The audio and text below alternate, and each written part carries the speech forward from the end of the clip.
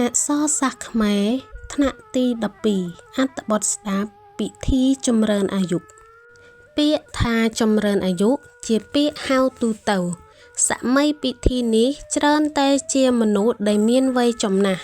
ហើយដែលកូនចៅផ្ទាល់ព្រមទាំងញាតិមិត្តជិតឆ្ងាយប្រារព្ធពិធីនេះជូនទោះបីជាក្នុងចិត្តពុំប្រកាសថាធ្វើទៅច្បាស់ជាបានអាយុច្រើនមែនក៏អ្នកទាំងនោះធ្វើជូនគាត់ជាកិច្ចដឹងគុណដែររីឯសម័យពិធីដែលជាមនុស្សចាស់នោះយ៉ាងហោចណាស់ក៏មានចិត្តសោមនស្សរីករាយដោយឃើញថាកូនចៅជិតឆ្ងាយបង្ហាញការគោរពដឹងគុណមកខ្លួននៅតាមជនបទខ្លះ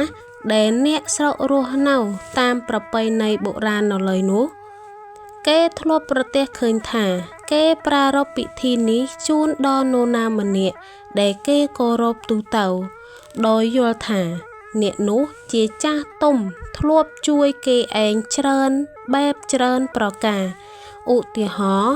អាចារ្យម្នាក់ដែលអ្នកភូមិតែងគោរពជាដើមក្នុងករណីនេះឃើញថាពុំចាំបាច់តាក់ទងគ្នាជាសាច់ញាតិអ្វីផងពិធីចម្រើនអាយុគឺជាពិធីមួយដែលគេឧបកិច្ចថាសម័យពិធីដែលច្រើនជាមនុស្សចាស់នោះស្លាប់ហើយកើតសារជាថ្មីវិញក្នុងគោលបំណងឲ្យអ្នកនោះរស់បានយូរតទៅទៀតពិធីបុណ្យនេះនិយាយដោយសង្ខេបគឺពិធីបុណ្យបច្ច័យ4ពិធីបុណ្យច័ន្ទសុគិរីសូត្រនិងពិធីបុណ្យឆាកមហាបង្សុកូលដែលជាពិធីបុណ្យមានលំនាំពិធីប្រហាក់ប្រហែលគ្នាពិធីបុណ្យបច្ច័យ4មានភាពសាមញ្ញជាងគេបច្ច័យ4គឺបិណ្ឌបាតចីពោសេនាសនៈគិលានភិស្ជៈដែលគេប្រគេនទៅព្រះសង្ឃដើម្បីឲ្យកុសលកើតឡើងពីទាននោះបានទៅដល់សម័យពិធីម្យ៉ាងវិញទៀតដោយសារកិច្ចដែលធ្វើទោះជាខ្លីយ៉ាងដូចម្ដេចក្ដីក៏មានន័យថាអ្នកនោះស្លាប់ហើយកើតវិញនោះគេតែងរៀបចំបន្លុងសម្រាប់ព្រះសង្ឃទោះផងពុំខុសពីបុណ្យសពប៉ុន្មានឡើយបើពិធីនោះឆ្លងមួយយប់កិច្ចដែលសំខាន់ក្នុងថ្ងៃទី1គឺឆាកនោះសង្ខេបមកគឺសម័យពិធីក្រាបនៅក្រោមកំណាត់សមួយដែលគ្រប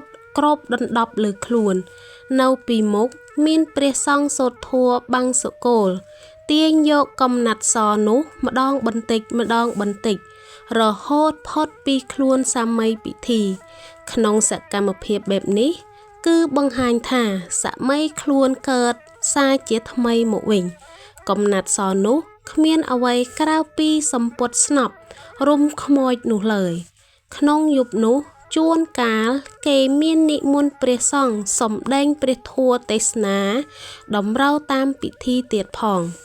រីឯកិច្ចសំខាន់វេលាថ្ងៃស្អែកឡើងក្រៅពីកិច្ចរាប់បាតជាដើមគឺកិច្ចស្រង់ទឹកដល់សម័យខ្លួនជាធម្មតាតែងឃើញគេសង់បោះស្បុកដើម្បីឲ្យសម័យពិធីអង្គុយលើនោះរីឯកូនចៅជាអ្នកធ្វើបុណ្យក៏កាន់ភាជន៍ទឹករៀងខ្លួនទៅស្រោចទឹកជូនគាត់នេះគឺជាកិច្ចធំរបស់បុណ្យបច្ច័យ4ចំពោះពិធីបុណ្យច័ន្ទសុគិរីសូត្រវិញគេយកឈ្មោះសាស្ត្រាដែលព្រះសង្ឃយកមកសូត្រនោះដាក់ជាឈ្មោះពិធីបុណ្យតែម្ដងគេតែងប្រទះឃើញពិធីបុណ្យនៅតំបន់អង្គរគឺគេតែងតែសាងភ្នំខ្សាច់2កន្លែងភ្នំខ្សាច់មួយនៅក្នុងផ្ទះធ្វើនៅលើរានមួយមានស្រតូបចេកច្រើនថ្នាក់គេចែកផ្ទៃនោះជា4នៅចំកណ្ដាលមានភ្នំខ្សាច់មួយធំជាងគេរីឯផ្ទៃនីមួយមានភ្នំខ្សាច់តូចចំនួន25បើរឹបតែភ្នំតូចនៅលើផ្ទៃ4នោះឃើញថាមានចំនួន100ត្រូវនឹងពាក្យអោយពោថាសូមអោយបានអាយុ100បើរឹបទាំងភ្នំធំនៅកណ្ដាលផងឃើញថា ចំនួនឡើងដល់101សមនឹងពាក្យថាអាយុយឺនយូរជាង100វស្សាភ្នំខ្សាច់ទី2ធ្វើនៅដីតែមានខ្សែអំបោះឆៅភ្ជាប់មកនៅក្នុងផ្ទះត្រង់ទីដែលធ្វើកិច្ចដែរភ្នំនេះពុំសំដៅលើអាយុដែលគេចម្រើនឲ្យអ្នកនោះទេគឺជាសុខុមលោកពោលគឺចក្រវាលបង្រួមមកនៅតូចដូចជាភ្នំខ្សាច់នៅពេលចូលឆ្នាំដូច្នោះដែរនៅទីនេះគេពុំត្រឹមតែឲ្យមកនោះមកក្រាបនៅក្រោមស្នប់ប៉ុណ្ណោះឡើយគឺគេឲ្យក្រាបនៅលើវត្ថុមួយដែលស្នងមកនោះ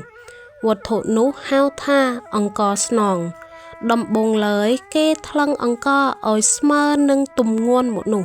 ទើបគេយកទៅរាយលើកំណាត់សមួយផ្ទាំងលើនោះគេយកត្រឡោកដូងមួយជំហៀងកំណាត់អំពៅចេកមករៀបធ្វើជាក្បាលឆ្អឹងទ្រនុងខ្នងឆ្អឹងដៃជើង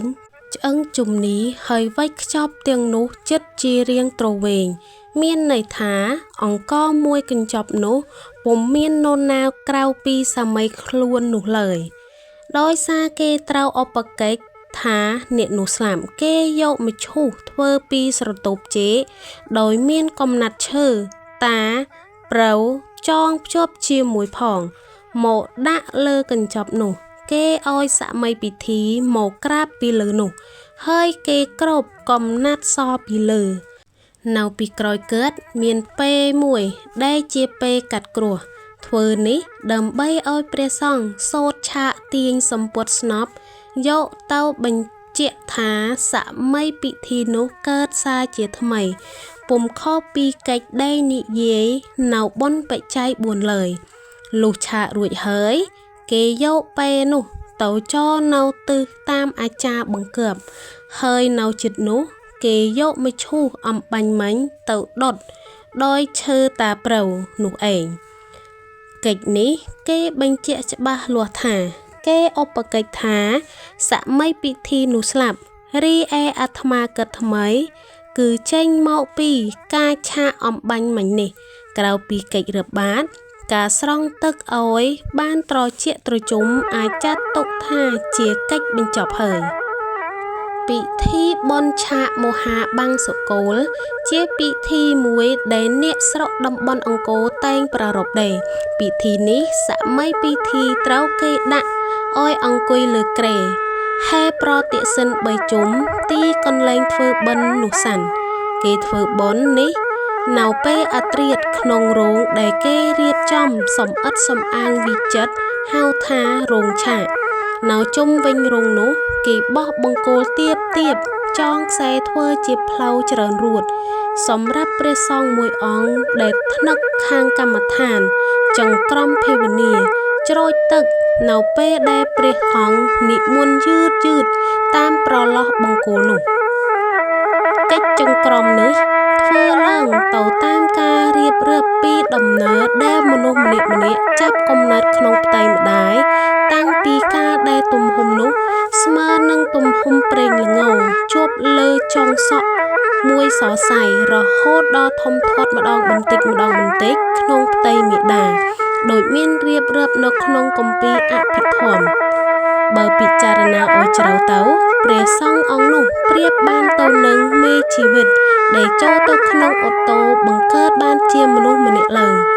អូតូនោះគឺរោងឆាកនេះឯងការចង្ក្រមភាវនានិមន្តយឺតតាមរួតម្ដងមួយទីបំផុតក៏និមន្តទៅដល់មាត់រោងឆាកព្រះសង្ឃក៏ឆាកទាញសម្ពុតសដែលពីក្រោមនោះមានចៃពោមួយចិនទៀតដើម្បីឲ្យសម័យពិធីលេចខ្លួនជាថ្មីឡើងប្រៀបបីដូចជាកើតឡើងវិញដូច្នោះសរុបមកកិច្ចទាំង3បែបនេះដោយបានជម្រាបរួចមកហើយថាធ្វើឡើងដោយសង្ខេបជាទីបំផុតត្បិតបំណងរបស់យើងគឺគ្រាន់តែចង់សង្កត់ទៅលើនៃកិច្ចសំខាន់ដែលនិយាយយ៉ាងខ្លីមកថាឧបកិច្ចឲ្យស្លាប់ហើយកើតវិញដើម្បីឲ្យសម័យពិធីនោះរស់បានយូរទៅទៀតហើយអាចថាជាពិធីលើករាសីសម្រាប់ឆ្នាំថ្មីផងដែរ